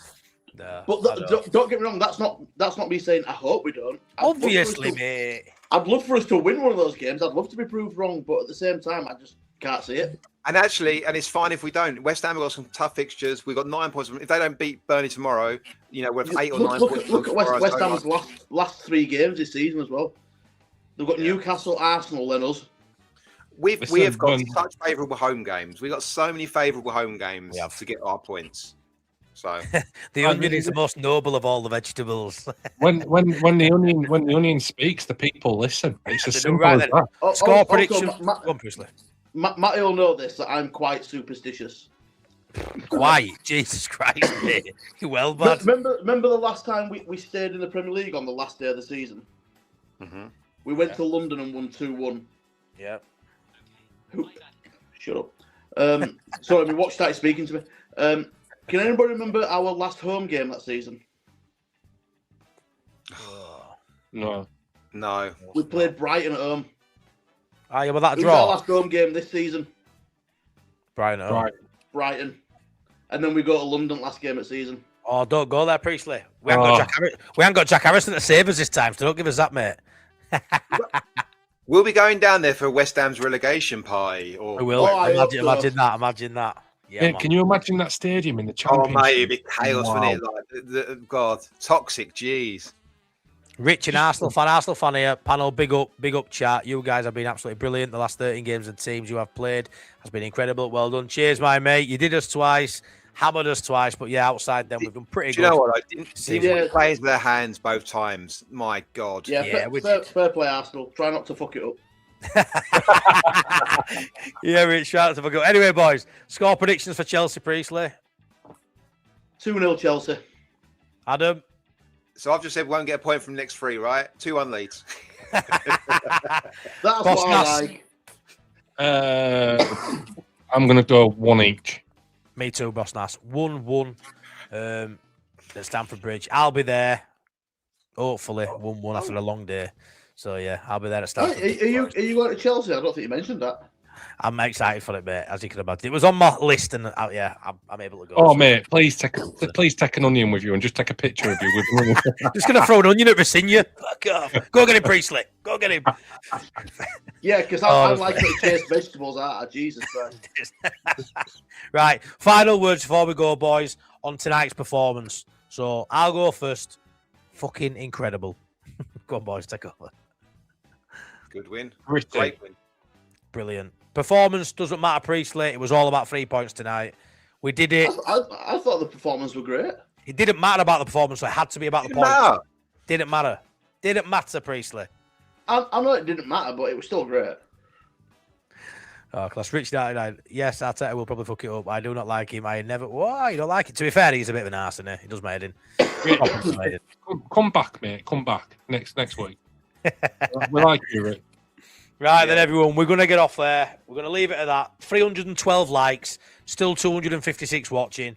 We've had Tony did Eagles tours. We've had a little bit of Matt Heath. We've had a quiz, which we lost again on question 10. We've had the onion. He's unveiled more layers, and he's just as lovely underneath layer 1 as he is layer 10. We love you, Priestley. The Oracle. AG, have you moved house yet? Fucking hell, no. Honestly, you're having a mare, lad. You're having a mare. Just come down a little bit. Come down to the next bracket. You know what I mean? You don't need 5 bedrooms, 17 fucking bathroom. You don't need. There's only 2 of you, really bastard. Ask your butlers to commute. Exactly. Cheers, Rich. Appreciate it, my mate. Right then, Top Banana says, thanks for the fantastic show, lads. Come on, Leeds. Thank you, gents. Thank you so much. Enjoyed the show, guys. I hope you did. You know us. We just absolute waffle on, have a laugh, have a giggle. And yeah, hopefully we've done that to you guys. But yeah, thanks so much for everyone who tuned in for watch along. Everyone who's watched this, smash a like. Please subscribe. And we'll see you all next time. Good night, everybody. Bye-bye.